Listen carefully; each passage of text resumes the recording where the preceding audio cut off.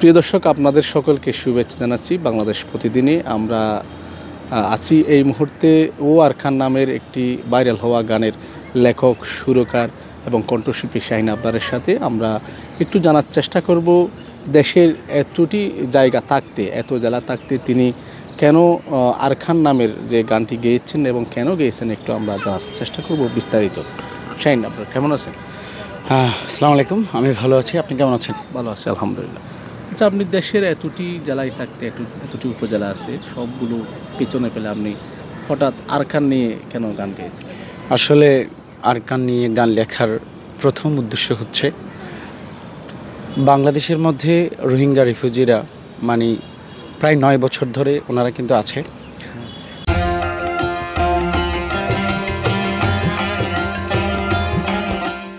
এই জনগোষ্ঠী হচ্ছে নির্যাতিত, নিপীড়িত। তো ওদের এই কষ্টগুলো দেখে আমি থাকতে পারি নাই। ওখানে আমি আসলে চাকরি করি। এই জিনিসগুলো দেখে আমি চিন্তা করেছি তাদের মনের মধ্যে কিভাবে দেশপ্রেম জাগ্রত করা যায়, তাদের অন্তরের মধ্যে কিভাবে শৈশবটা ফিরিয়ে দেওয়া যায়, মানে এটা এই জিনিসটা কিভাবে তাদেরকে সে আরকানে ফিরিয়ে নেওয়া যায়, এটাই ছিল আমার মেইন উদ্দেশ্য। আমার এই গানটা তৈরির পেছনে তাদেরকে উজ্জীবিত করা, এটাই। আচ্ছা, গানটি গেয়ে আপনি কী ধরনের রেসপন্স পেয়েছেন? আসলে গানটি পেয়ে বিশেষ করে রোহিঙ্গা জনগোষ্ঠীতে প্রচুর রেসপন্স পেয়েছি। যেটা বলতে আমি তো কোনো চাকরি করি, আমি যখন হেঁটে যাই প্রতিটা ঘরের মধ্যে গানটা বাজতেছে, মোবাইলে বাজতেছে, ভালো লাগে জিনিসটা। তার আরেকটি বিশেষ হচ্ছে আর রেসপন্স বলতে একটা আমার এক্সপেরিমেন্ট আছে, যে জিনিসটা হচ্ছে আমাকে খুবই নাড়া দিয়েছে। ওটা হচ্ছে একটা মানুষ রাতে খুব রাত 12টার দিকে আমাকে ফোন করে বলল, মানে কান্নাকাটি করছে, খুব কান্নাকাটি করছে। উনি কিন্তু ওনার শৈশব হচ্ছে আরকানে। উনি কান্নাকাটি করে বলছে, ভাই আমি আরকানে ফিরে যাব। এটা কি করলেন, আমার কলিজা আঘাত করলেন। মানে এই যে পাওয়াগুলা অসাধারণ, খুব ভালো লাগে আর কি। আচ্ছা, আমরা এই গানটা শুনতে পারি একটু? ওকে।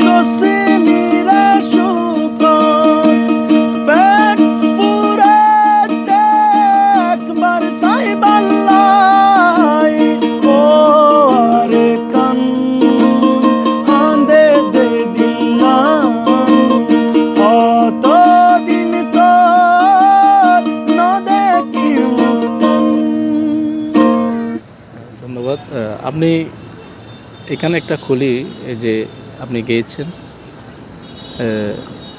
ও আর কান হাঁদের দিয়ে দিল্লান, এটা দ্বারা কি বোঝাতে চেয়েছেন? ও আর কান হাঁদের দিয়ে দিল্লান হতদিন তোর নদেকির মুখখান, এই কথা দ্বারা বুঝাইলাম যে এটা এটা এটা হচ্ছে প্রতিটা রোহিঙ্গা কমিউনিটির মানুষের মনের কথা। এরা 9 বছর ধরে তার দেশকে মিস করছে, তাদের প্রতিটা মানুষের মনের কথা। ও আর কান হাঁদের দিয়ে দিল্লান হতদিন তোর নদেকির মুখখান, অর্থাৎ তার মানে অন্তরটা কান্না করছে তার আরকানের জন্য। এই জিনিসটা বুঝালাম আর কি আমি। এটা রোহিঙ্গা ক্যাম্পে কি ধরনের সাড়া মিলেছে এরকম আপনি কি দেখেন? সারা বলতে মানে প্রতিটা কদমে কদমে গানটা শুনছি, প্রতিটা ঘরের মধ্যে গানটা শুনছি আমি। মানে আমি যতটুকু দেখছি আর কি, রোহিঙ্গা কমিউনিটির মধ্যে একটা ঘরও বাজছিল না, প্রতিটা ঘরের মধ্যে গানটা মানে বাজছিল আর কি। আমি এর আগেও একটা কিন্তু গান লিখেছিলাম, একদিন আরকান সরোজ যাই মনের আশা পুরাইম, খুবই ফেমাস একটি গান রোহিঙ্গা কমিউনিটিতে। তাদের এই গানটা শুনে কিন্তু অনেকে কান্না করে, এটার সাথে আরও ইমোশনাল গান ওইটা। তো আমি যখন এই গানটা লিখলাম, এটা প্রায় 2022 সাল আমি এটা পাবলিশ করেছিলাম, তো স্টুডিও ভার্সন না এটার। তো আমি এই গানটা যখন লিখলাম তখন আমি এই যে রোহেল কান, তার সাথে রোহেল কান এবং আবদুল্লাহ ভাইয়ের সাথে যোগাযোগ করলাম, যিনি হচ্ছে এই গানের ও আর কান গানের প্রডিউসার। তো ওনার সাথে যোগাযোগ করে বলছি এই গানটা কিভাবে করা যায়, এই গানটা কিভাবে মানে রোহিঙ্গা কমিউনিটির মানুষের কাছে পৌঁছানো যায়, সবার কাছে। তখন আমি ওই যে রোহেল কানের ওর একটা অলরেডি একটা আছে, ফ্যান ফলোয়ার আছে, একটা জনপ্রিয়তা আছে। তো আমি চিন্তা করছি যে মানে ওর প্ল্যাটফর্মের মাধ্যমে যদি আমি গানটা পাবলিশ করি তাহলে সকল রোহিঙ্গা কমিউনিটির কাছে, রোহিঙ্গা কমিউনিটি পিপলদের কাছে এটা পৌঁছে যাবে। তো আমি এই জিনিসটাই করেছিলাম। এটা হচ্ছে আমার গানের পেছনে গল্প। তো আমি ওই প্ল্যাটফর্মের মাধ্যমে পুরো কমিউনিটির কাছে গানটা পৌঁছে দিলাম আর কি। দর্শক, আপনারা ইতিমধ্যে শুনেছেন ও আর খান নামের একটি গান পুরো নেট দুনিয়া ভাইরাল হয়েছে, এবং আজকে আমরা যে গানটা শুনেছি, গানটার লেখক, সুরকার এবং কণ্ঠশিল্পী কুতুবদিয়ারি সন্তান শাহিন আমদার, তিনি গেয়েছেন এবং সুরকার তিনি। তবে তিনি বোঝাতে চেয়েছেন যে 2017 সালে রোহিঙ্গাদের যে নিপীড়ন হতে হয়েছে জান্তা সরকারের কাছ থেকে, তখন থেকে তারা পালিয়ে এসেছিল বাংলাদেশে। আসার পর তারা উকি এবং টেকনাফে তারা বসবাস করছিলেন।